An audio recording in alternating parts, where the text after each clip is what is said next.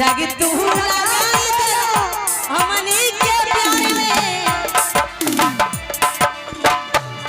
मर्द जात हुलिया दीन कसम ना ना ई बात मत कहो। हम मर्द पर भरोसा ना करी ना। सही सही तब मर्दे पर मरद करो बताओ ना सब पिछला भुला गई नहीं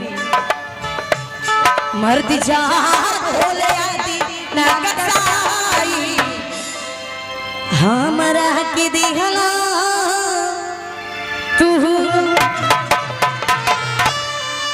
तू मोहब्बत कहिला कहिले देवरी भाई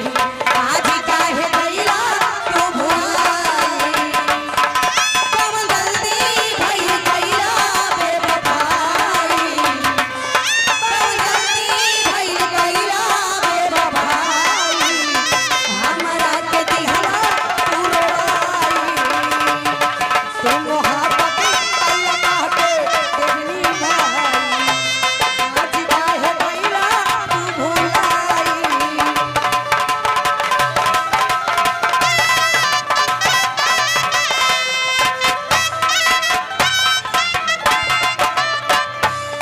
दोस्तों इस जगह एक प्यार हो गया दोस्तों इस जगह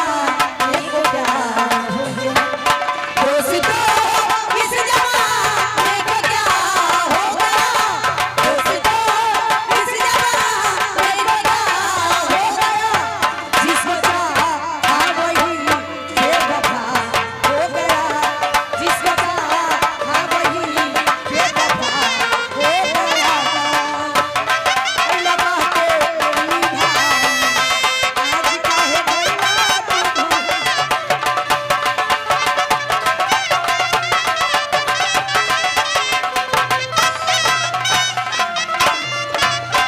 जिंदगी भसुला सैया असहिर हमरा तोहरे ही नाम के सिंगारी हम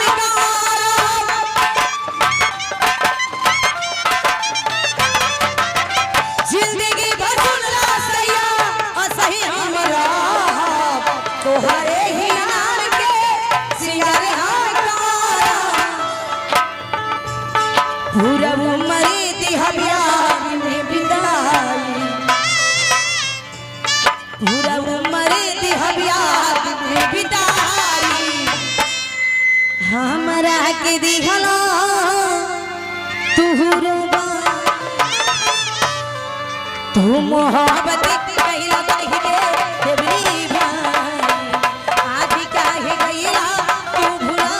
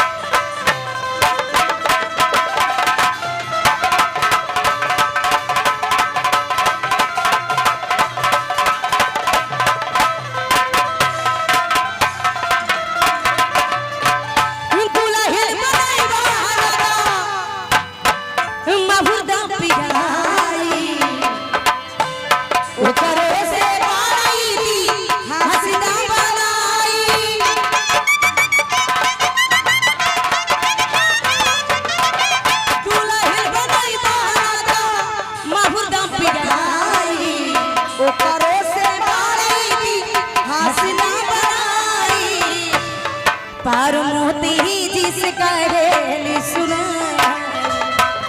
काहे सुनावा सुनावा हमरो के सुनावा तारो पे पार मोती जिस करेली सुनाई हमरा के दिखला तू मोहब्बत कइला कहिले देवरी भाई आज काहे गइला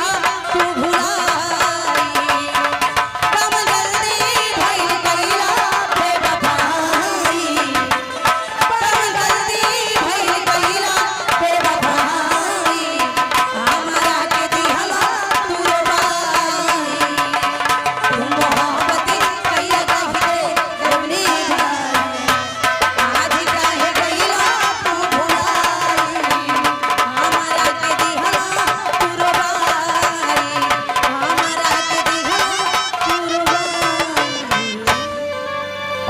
से एक शानदार पुरस्कार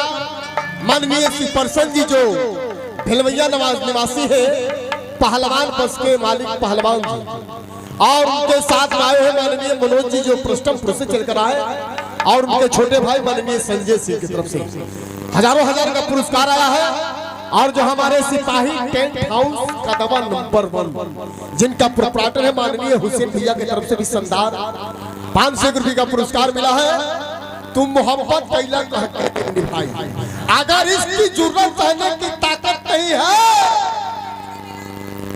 बुझा तक हम जात के चीख का है कि छुआला पर खसिया आप पाठे डूब रही है।